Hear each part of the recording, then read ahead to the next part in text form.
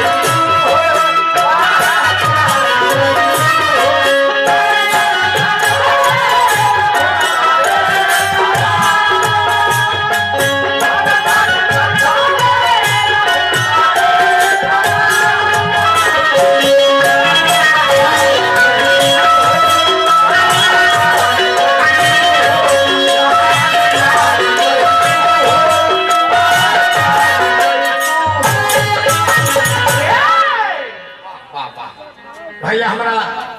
फिर लल्लू बाबा शाहपुर वाले हजारों हजार रुपया पुरस्कार देनी। हाँ बबलू भैया के बाबूजी तने मंच पर आ जाए लल्लू बाबा के तने स्वागत कर जाए बबलू भैया के बाबूजी बार बार प्रणाम हार्दिक अभिनंदन शुभकामना बोलला पप्पा है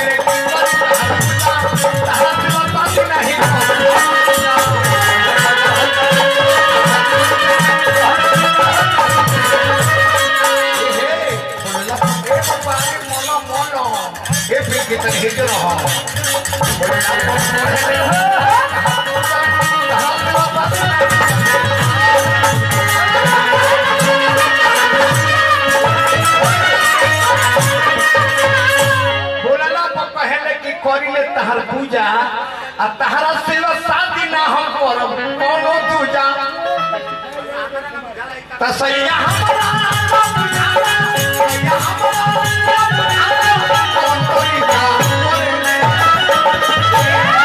ए राजा जी बोलो रवा के तैसे ऐसा रोल बा कि बुझाता नहीं कब कौन रोल करत। अरे बाप रे बाप ऐसा ऐसा हमर से कइले बानी आ ई का करतनी हमार त बुझाते नहीं के राजा जी हमर शौक पर तवन शौक पूरा करे सैया हमरा बुझाना कौन तरीका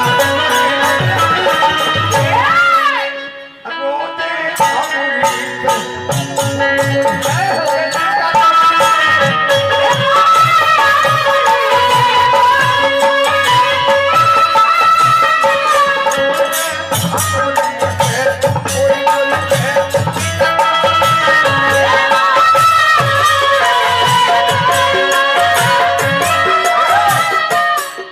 बाबू मनोज सिंह है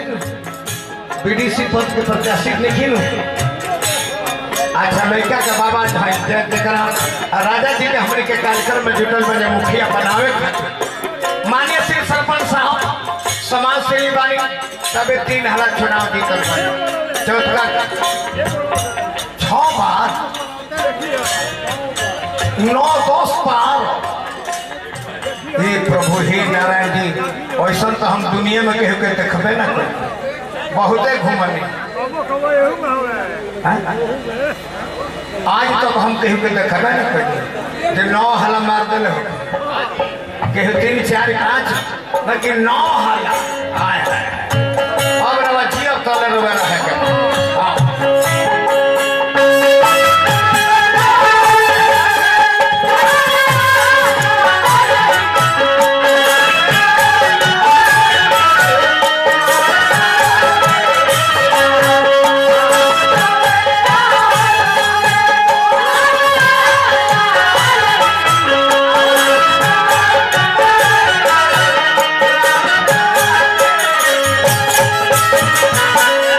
के हमें डुमरी के माइक वाला प्रकाश जी डुमरी के साउंड सर्विस वाला कहूँ कि चल देखावा तने डुमे से वो साउंड वाला है त्रिमूर्तिया घर हो तो आई बात तोहर के देखे खातिर जबकि तू कंप्यूटर बड़ा छोटका लेके आयल बड़ा तू अपन बड़का निकाल ले वही कंप्यूटर देखाए रहा तो कि तेरा में के तो बढ़ले बे कर हो बड़का 24 कोट पे को फसल उ चाहता था इसे प्रकाश साउंड है देखिए तो हमारा राजा जी यानी रजत सिंह उर्फ राजा जी के मित्र बने लोग बहुत बहुत धन्यवाद भगवान है तेरे और मित्र साथी पद प्रतिष्ठा आजीवन बना रहो इसे बहुत तरीका तो ना जाने कौन